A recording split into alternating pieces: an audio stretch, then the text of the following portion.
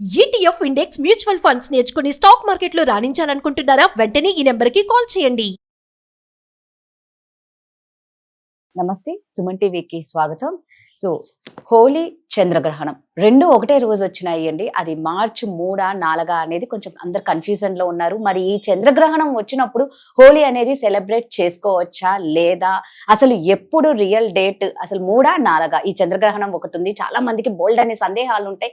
So వీటినన్నిటిని నివృత్తి చేయడానికి మనతో ఉన్నారండి ప్రముఖ జ్యోతిష్యులు, అదేవిధంగా సంకల్ప మందిర్ నిర్వాహకులు బ్రహ్మశ్రీ నందిబట్ల శ్రీహరి శర్మ గురుగారు ఉన్నారు.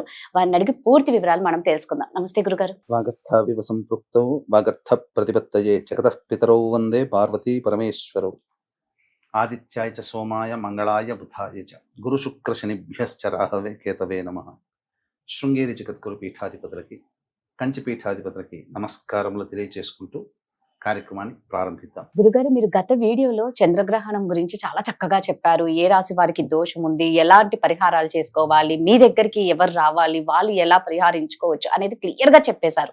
అయితే ఇప్పుడు ఈ చంద్రగ్రహణము, హోలీ రెండు పక్కన పక్కనే ఉన్నట్టు ఉన్నాయి. మరి ఈ గ్రహణం ఉన్నప్పుడు హోలీ జరుపుకోవచ్చా? అసలు డేట్ ఏంటి? 3వ తేదీ అని కొంతమంది అంటారు, 4వ తేదీ అని కొంతమంది అంటారు. వీక్షించేటువంటి సుమన్ టీవీ ప్రేక్షకులు కూడా చాలా మందికి ఇప్పుడు ఒక డౌట్, కన్ఫ్యూజన్.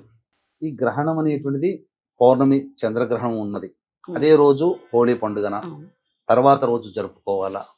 అంతేకాకుండా కామదహనం అనేది కూడా చేస్తారు. ఈ కామదహనం అనేది కూడా ఎప్పుడు జరుపుకోవాలి?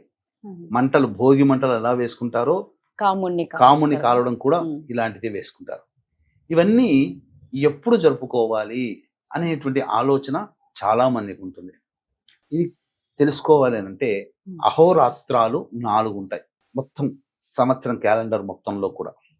అహోరాత్రములు అంటే కేవలం రాత్రిపూట మాత్రమే పూజ జరుపుకునే కార్యక్రమాలు. మహాశివరాత్రి ఒకటి, సాయంకాలం నుంచి ప్రారంభమవుతుంది, ఉదయం తెల్లారి వరకు, రాత్రి అంతా అభిషేకాలు. రెండవది ఈ యొక్క హోళీ పండుగ రోజున చేసుకుని, అంటే మదన పౌర్ణమి అని అంటారు, పాల్గొన పౌర్ణమి రోజున. తర్వాత మూడవది దీపావళి, నాలుగవది జన్మాష్టమి. దీపావళి రాత్రిపూట జరుపుకుంటారు. జన్మాష్టమి సందర్భంగా కూడా ఉదయం నుంచి సాయంత్రం వరకు ఉండి, సాయంకాలం నుంచే శ్రీకృష్ణుని ఊయల్లో వేయడము, ఇంట్లో పండగ వాతావరణంగా చేసుకోవడం అంతా రాత్రిపూట, ఎందుకంటే రాత్రిపూట జన్మించాడు కాబట్టి. ఇవి తెలుసుకుంటే మనం హోళీ ఎప్పుడు చేసుకోవాలి, కామదహనం ఎప్పుడు చేసుకోవాలి అనేది క్లారిటీ అయిపోతుంది. అయితే మనకు ఈ 2026 సంవత్సరంలో వచ్చినటువంటి కన్ఫ్యూజన్ ఏంటంటే, 2వ తారీఖు రోజున సాయంకాలం 5:30 ఆ చిల్లర ప్రాంతంలో చతుర్దశి వెళ్ళిపోయి పౌర్ణమి ప్రారంభమవుతుంది 2వ తారీఖు రోజున సాయంకాలానికి, సూర్యాస్తమయం కంటే ముందే. తర్వాత మళ్ళీ సాయంకాలం 3వ తారీఖు రోజున సాయంకాలం వరకు ఈ యొక్క హోళీ సందర్భంగా పౌర్ణమి తిథి ఉంటుంది. ఎప్పుడు జరుపుకోవాలి అని అంటే, కామదహనము అనేటువంటిది 2వ తారీఖు రోజున జరుపుకోవాలి. మంటలన్నీ వేసిన భోగి మంటలాగా మంటలు వేసుకొని కాముణ్ణి సంహరించేటువంటి రోజుగా, కాముణ్ణి సంహరించబడినటువంటి రోజు. ఎందుకనంటే దీనికి ఒక గాథ కూడా ఉంది, ఈ సందర్భంగా తెలుసుకోవాలి కూడా. తారకాసురుడు అనేటువంటి రాక్షసుని సంహరించడం కోసం దేవతలందరూ ప్రయత్నాలు చేసినా కాలేదు. బ్రహ్మవర ప్రసాదం ఏంటంటే ఈశ్వరుడికి సంతానం కలిగితే అని చెప్పి, అప్పుడే సతీదేవి వియోగం చెందడం వల్ల ఆ సంబంధించినటువంటి విరహ వేదనతో అతను తపస్సులో ఉన్నాడు ఈశ్వరుడు. అతనికి వివాహం చేసుకునే అవకాశం లేదు. మళ్ళీ ఆమె పార్వతీదేవిగా పుట్టింది. పార్వతీదేవి పట్ల ఆకర్షితం కావాలి అంటే మనసులో ఉన్నటువంటి కాముడు ప్రేరేపించబడాలి. కాబట్టి కాముని ఆ యొక్క సంబంధించినటువంటి మన్మధుడిని అందరూ వేడుకుంటారు. మన్మథ బాణాలు వేయగానే అతని యొక్క తపోనిష్ట చెరిగిపోవడం, ఎదురుగా కనబడినటువంటి అమ్మాయిని, పార్వతి అమ్మవారిని చూసి మోహించడం, వివాహం చేసుకోవడం, తదనంతర కార్యక్రమాల వల్ల కుమారస్వామి జన్మించడం, తారకాసురు జరగడం జరిగింది. కానీ ఆ యొక్క తపోదీక్ష నుంచి బయలుపడగానే ఎవరు నా తపస్సు భంగం చేశారని చెప్పి తెలుసుకొని క్రోధాగ్నితో ఆ యొక్క మన్మధుడిని దహించి వేస్తారు. కాబట్టి ఆ సందర్భంగా కాముడు మరణించాడు కాబట్టి కామదహనం అనేటువంటిది వచ్చింది. ఆ సందర్భంగా మాత్రం కామదహనంగా ఊళ్ళల్లో కానీ ఎక్కడైనా కానీ మంటలు వేయదలిస్తే 2వ తారీఖు సాయంకాలమే వేయాలి. 3వ తారీఖు హోళీ పండుగ జరుపుకోవాలి. ఎందుకంటే పౌర్ణమి తిథి అప్పటికి ఉంది కాబట్టి ఆ సందర్భంగా. ఎందుకని వచ్చింది ఈ యొక్క హోళీ పండుగ? ముఖ్యంగా చిన్న పిల్లలకు సంబంధించినటువంటి కామదహన కార్యక్రమాల్లో చెప్పబడి ఉంది. అంటే భక్త ప్రహ్లాదుని సంహరించాలనే ఉద్దేశంతో తండ్రి అయినటువంటి హిరణ్యకశిపుడు అనేక ప్రయోగాలు చేస్తాడు, కానీ అన్నిట్లో మళ్ళీ పునర్జీవితుడవుతాడు. తన అన్న చేస్తున్నటువంటి పనిని చూసి, తపన చూసి ఆవేదన చెందిన చెల్లెలైనటువంటి హోళిక అనే రాక్షసి నేను సంహరిస్తానని చెప్పి ఆ బాలుని పట్టుకుని ఎత్తుకొని మంటల్లో కూర్చుంది. ఆ మంటలన్నీ అయిపోయిన తర్వాత అంతర్ధానం అయిపోతుంది. సరే, నా తోడబుట్టిన చనిపోయినా నా శత్రుని పూజించే కొడుకు పోయాడని చెప్పి ఆనందపడతాడు. కానీ కొంత సమయానికి మల్లెపూల మించి నడుచుకొని వచ్చినట్టుగా ఆ మంటల్లోంచి లేచి వస్తాడు. హోళిక చనిపోతుంది. ఈ సందర్భంగా చిన్న పిల్లలకు పట్టేటువంటి వ్యాధులు ఏవైతే ఉంటాయో అవన్నీ తొలగిపోవాలని ఆ సందర్భంగా హోళిక రాక్షసిని గుర్తులో పెట్టుకొని ఊళ్ళల్లో కూడా మంటలు వేస్తారు. అదంతా కూడా ఇంటి చుట్టూ చల్లుకుంటుంటారు. ఆ బూడిదంతా అది అంటే తీవ్రమైన పదజాలంతో కూడా దూషిస్తూ ఉంటుంటారు. ఇది జరిగింది. దీనికి ఈ పౌర్ణమి రోజుకి ఇంకొక గొప్ప విశేషం ఉందమ్మా.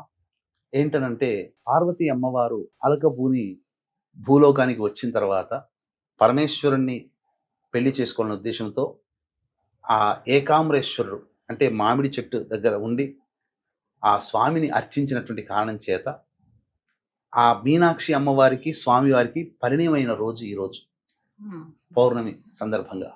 కాబట్టి వీక్షించేటువంటి ప్రేక్షకుల్లో ఎవరైనా కానీ దాంపత్య సమస్యలు ఉన్నవాళ్ళు, వివాహము జరగకుండా ఇబ్బంది పడుతున్నటువంటి వాళ్ళు 2వ తారీఖు పౌర్ణమి కాబట్టి ఈ సందర్భంగా ఎవరైతే చక్కగా పార్వతీ పరమేశ్వరుల కళ్యాణాన్ని జరుపుతారో దాంపత్య సమస్యలు తొలగిపోతాయి, వివాహ దోషాలు తొలగి అచిర కాలంలోనే వివాహం నిశ్చయమవుతుందని చెప్పడంలో ఏమాత్రం సందేహం లేదు.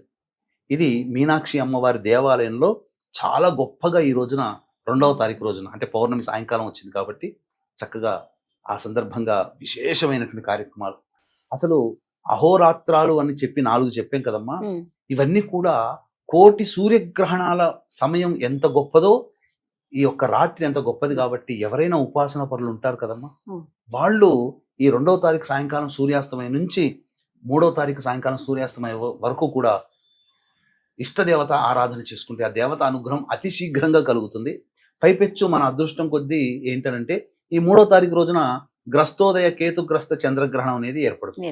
సింహరాశిలో ఏర్పడుతుంది కాబట్టి మిథున రాశికి, తులారాశికి, వృశ్చిక రాశికి, మీనరాశికి తప్ప మిగతా రాశులైనటువంటి మేష, వృషభ, కర్కాటక, సింహ, కన్య, ధనుస్సు, మకర, కుంభ రాశిలో జన్మించిన వారికి ఈ దోష ప్రభావం ఉంటుంది. ఎలా పనిలో పనిగా చక్కగా ఈ యొక్క చెప్పబడినటువంటి రాశిలో జన్మించినటువంటి వారికి మన పీఠం ఆధ్వర్యంలో 4వ తారీఖు రోజున సాయంకాలం 6 గంటలకి ఈ యొక్క గ్రహణ దోష నివారణ పూజల హోమాలు కూడా జరపబడతాయి. అవకాశం ఉన్న వాళ్ళు ఈ కార్యక్రమంలో నమోదు చేసుకొని శక్తిపాతం చేసినటువంటి కరంగలి మాలని పొందవచ్చు. అంతేకాకుండా చాలా మందికి ఉన్నటువంటిది మరి హోళీ పండుగ ఎప్పుడు జరుపుకోవాలి అనేటువంటిది. కాబట్టి హోళీ పండుగ చక్కగా మధ్యాహ్నం 12-1 గంటల లోపల పూర్తి చేసుకునే అలవాటు చేసుకోండి. ఏ తేదీలో గురుగారు? 3వ తేదీ మధ్యాహ్నం 12-1 గంటల లోపల చేసుకుంటే మనం వెళ్ళిపోతాం, చక్కగా స్నానం చేస్తాం. కానీ ఎట్టి పరిస్థితుల్లో కూడా భోజనం చేయకుండా అల్పాహారం లాంటివి తీసుకుంటే మంచిదమ్మా. ఎందుకంటే గ్రహణం వస్తుంది కాబట్టి పిల్ల పాపలు అందరూ కూడా ఆనందంగా జరుపుకుంటారు 3వ తారీఖు రోజున.